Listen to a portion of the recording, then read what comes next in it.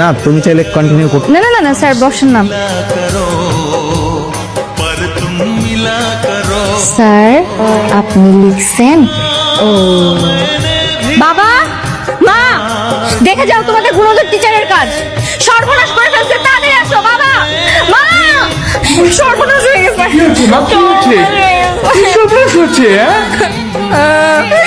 তোর ভালো মেয়েকে, এত নম্রভদ্র একটা মেয়েকে এই টিচার নামের এই দুষ্টু লোকটা আই লাভ ইউ লিখছে।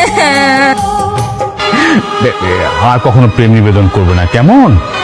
যদি করতে হয় বাইরে গিয়ে করবে।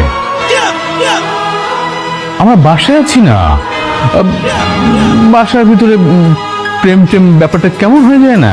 বাবা তুমি ইনডাইরেক্টলি শেষ পর্যন্ত তোমার মেয়েকে প্রপোজ করার জন্য বললো। ছি বাবা।